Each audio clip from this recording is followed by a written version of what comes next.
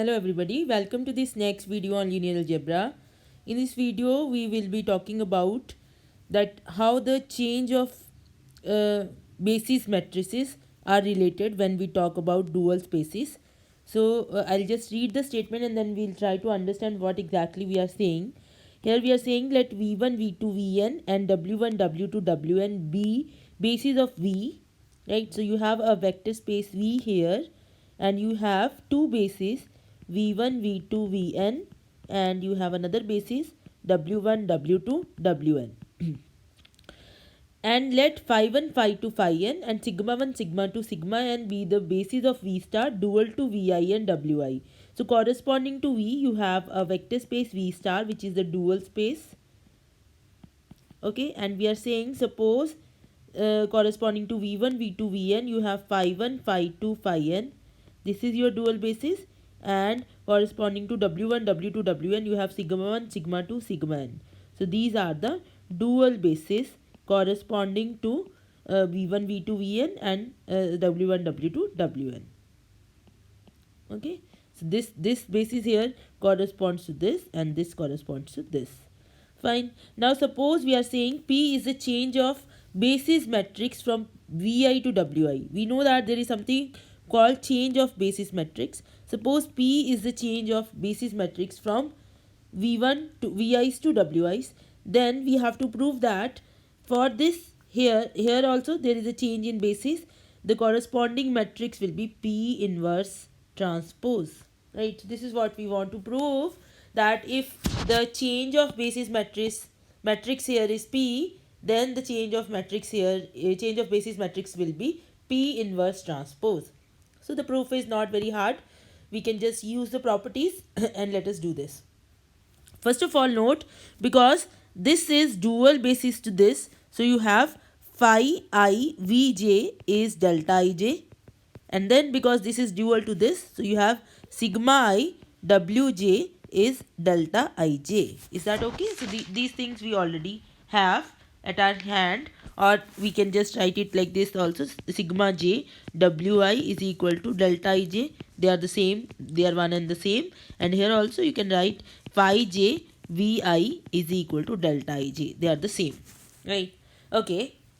Now this P is change of basis matrix from v1 v2 vn to w1 w2 wn. So if let w1 will be suppose w1 is a11 v1 plus a21 v2 plus a31 v3 plus so on an1 vn, and w2 be a12 v1 plus a22 v2 plus a32 v3 and so on an2 vn. And suppose wn is a1n v1 plus a2n v2, right, and so on plus ann vn, right. If this is so, then change of basis matrix, then P is change of basis matrix from V's to W is, you just write them as your column vectors. So this is a11, a21, an1, a12, a22, an2, a1n, a2n, ann. So this P is this, right? Now let us suppose that you write sigma 1. Let sigma 1 is your b11 phi 1 plus b21 phi 2 plus so on bn1 phi n, and suppose sigma 2 is b12 phi 1 plus b22 phi 2 plus so on bn2 phi n, and suppose sigma n is b1n phi 1 plus b2n phi 2 plus so on bnn phi n.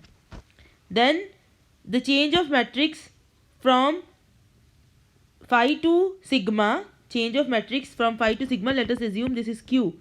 Then Q is your b11, b12, B1n, B21, B22, B2n, Bn1, Bn2, Bnn.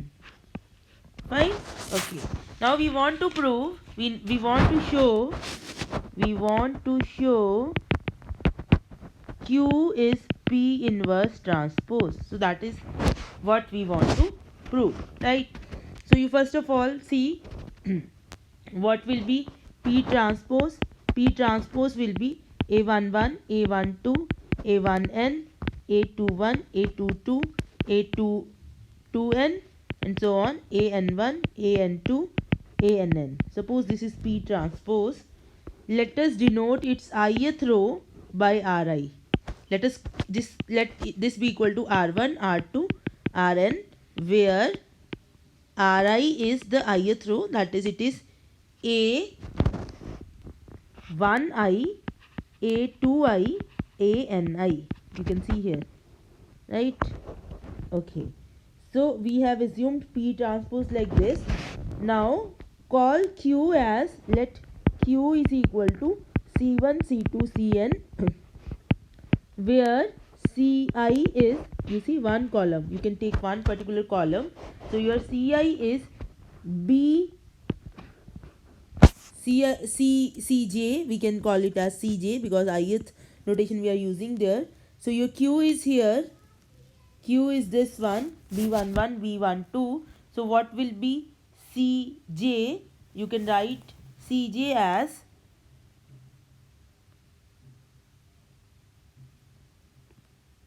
B1j, B2j, B3j, and so on, Bnj. You can see here ith column will be like this, right? Now your Q is, P transpose is this, Q is this, right? Okay, fine. Now I am consider sigma j wi.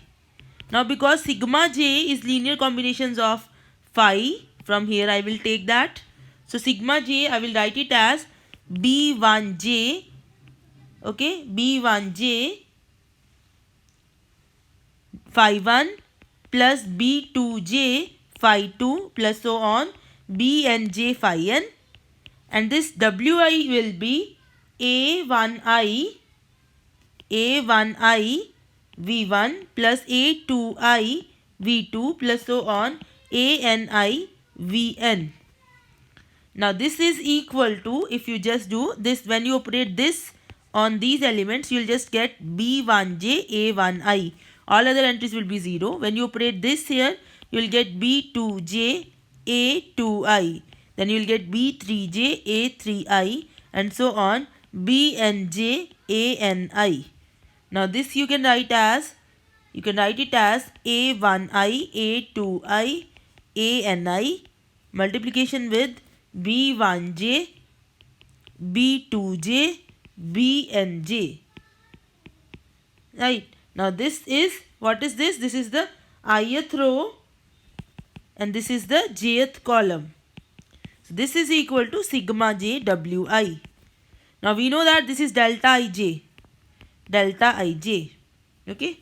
So what we get? Now you multiply P transpose Q. P transpose your is R1, R2, Rn. So P transpose is R1, R2, Rn.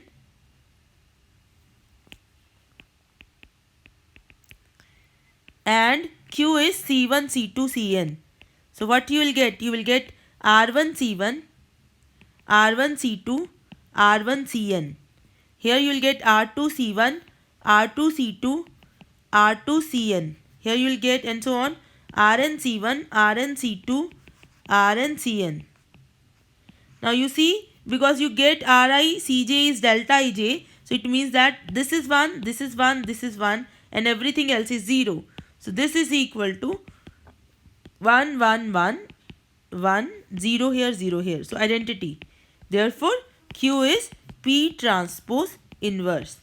Right? So you see how the change of basis matrices are related.